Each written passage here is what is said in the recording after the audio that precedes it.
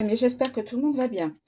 Je vous propose donc un oracle sur le développement personnel. Alors, je précise, dans une vie antérieure, qui as-tu été? Ça n'est pas péjoratif quand je dis qui as-tu été, puisque c'est le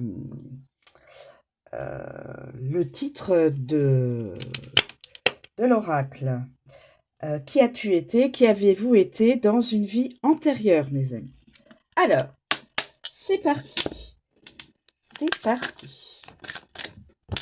Mon petit livre par là, parce que c'est une chaîne. Alors, s'il vous plaît, mes guides. Voilà. La carte s'est retournée. Figure religieuse. Donc, une religieuse. Enfin, de la religion.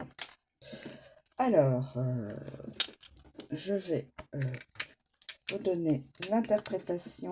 Donc, qui as-tu été?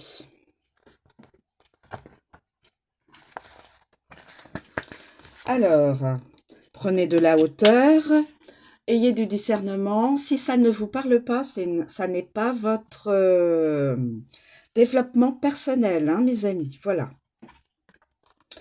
Figure religieuse.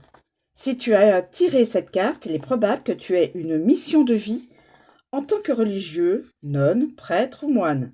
Une vie où tu as été totalement dévoué à la religion.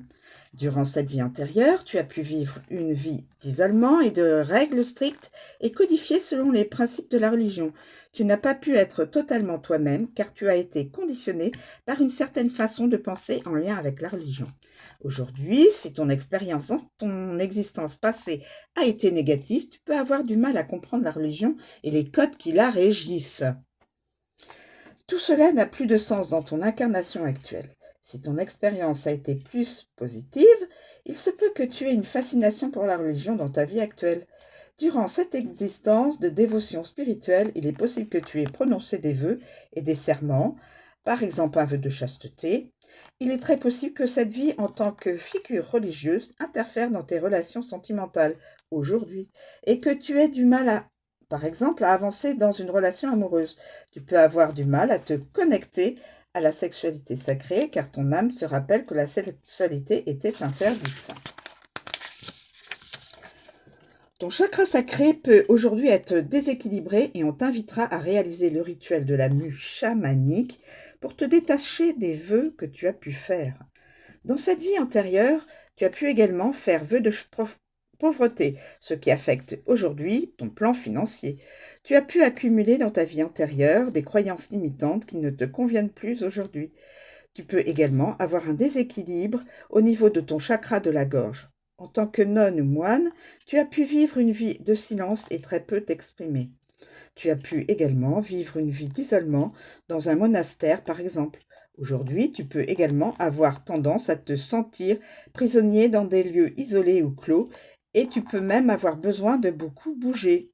Je t'invite à prendre le temps de réfléchir à tes ressentis par rapport à cette vie antérieure. Je t'invite à prendre la carte, la regarder, à fermer les yeux et à ressentir dans ton corps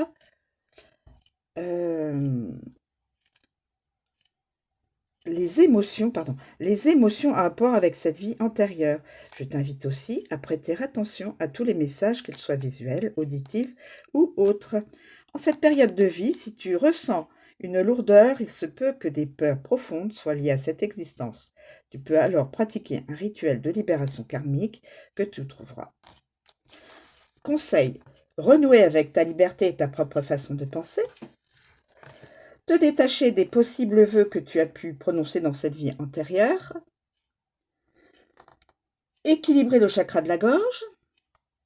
Équilibrer le chakra sacré. Voilà mes amis. Je vous remercie de me suivre et de m'écouter jusqu'au bout. Je vous souhaite une très bonne journée. Je vous dis à bientôt.